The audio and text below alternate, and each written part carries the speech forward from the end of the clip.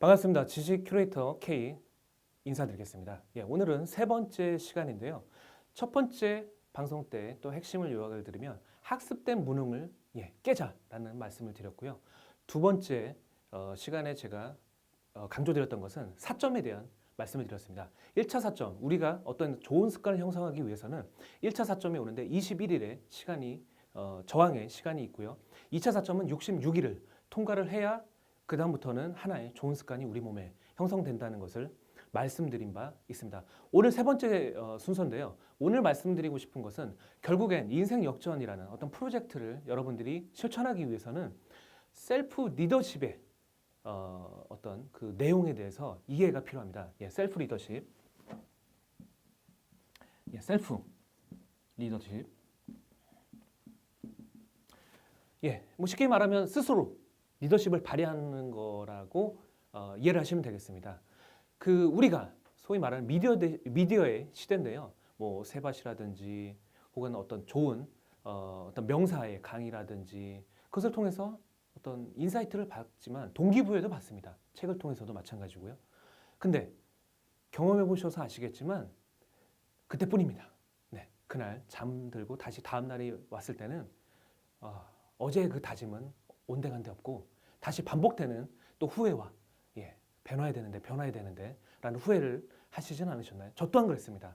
그래서 이것을 어떻게 탈피할까에 대해서 고민을 하다 보니까 셀프 리더십에 대해서 고민을 하게 된 겁니다. 즉 뭐냐? 나라는 어떤 사람이 있다면요. 기존에는 주변에서 주는 어떤 영향력, 에너지, 그것이 아까 말씀드린 대로 책이 될 수도 있고 강연이 될 수도 있습니다. 혹은 주변에 어떤 그 멘토나 이런 귀한 분들의 얘기가 될 수도 있습니다. 주변에 그런 에너지들로 인해서 나한테 임팩트를 주는 거, 이것도 물론 중요하지만 그것은 결국 어떤 휘발성이 강해서 일회성에 지나지 않는다는 것입니다. 그러면 어떻게 하면 되느냐? 스스로 모티베이션, 동기부여가 가능한 셀프 리더십을 만들어야 된다는 겁니다. 저는 이것을 쉽게 표현하면 자전거에 비유할 수 있습니다. 자전거 페달을 빨리 밟지 않으면 어떻게 되죠? 중력에 의해서 좌로나 우로나 넘어지게 돼 있습니다. 반면에 페달을 밟으면 앞으로 나가는 에너지로 인해서 중력이 받는 힘보다 더 강한 에너지로 인해서 넘어지지 않죠. 똑같습니다. 우리가 주변에서 어떤 학습된 무능이 계속 형성되는 그런 상황 속에서도 스스로 모티베이션이 되고 앞으로 나아가기 위해서는 셀프 리더십이 발휘가 돼야 된다는 것을 말씀드립니다. 그 첫 번째 그 단계를 좀 설명을 드리면요.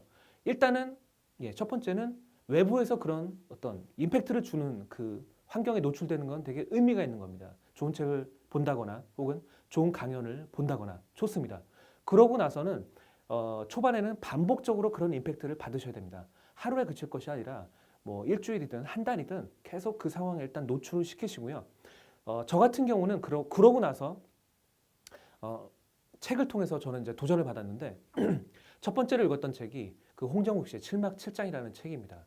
거기에 그 서막의 서문에 나왔던 그 내용이 아직도 인상적인데요. 참다랑어와 상어의 공통점에 대해서 나오는데 공통점이 뭐냐면 이 두 동물은 평생을 움직여야 숨을 쉴 수가 있습니다.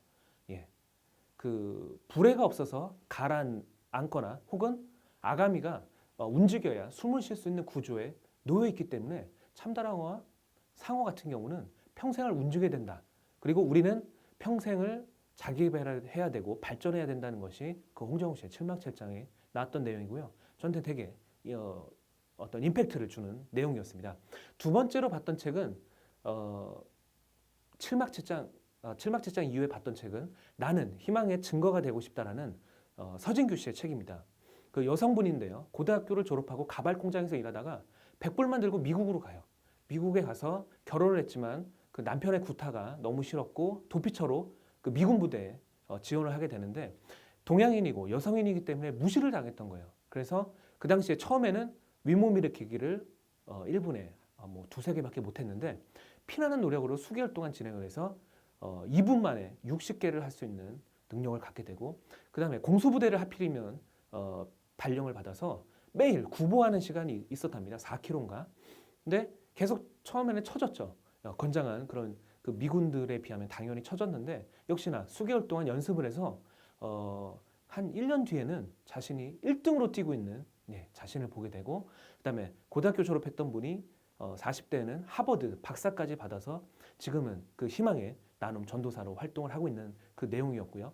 세 번째로 봤던 책은 그러니까 당신도 살아라는 그 일본인의 그 책입니다. 여성분인데요. 이분은 그 되게 아리따게 생긴 그 표지에 있는 분인데요. 옷을 벗으면 이 목부터 엉덩이 뼈가 있는 데까지 용문신이 있는 분이에요.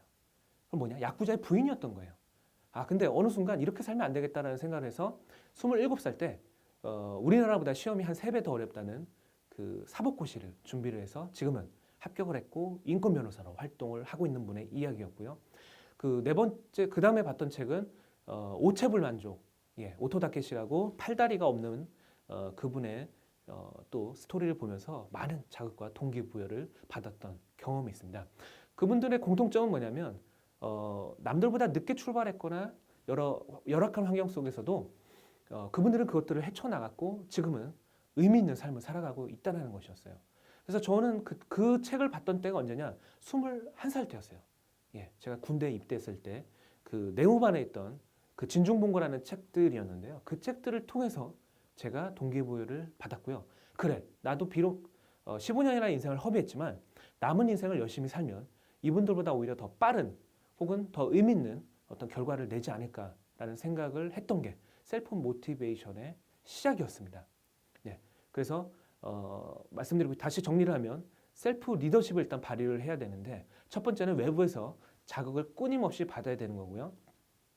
두 번째는 이제는 스스로가 자가 발전을 해야 되는 셀프 모티베이션의 어떤 단계에 이르러야 되는데, 그 단계를 그러면 어떻게 이루게 될 것인가에 대해서는 다음 네 번째 시간에 제가 공유를 드리도록 하겠습니다. 고맙습니다.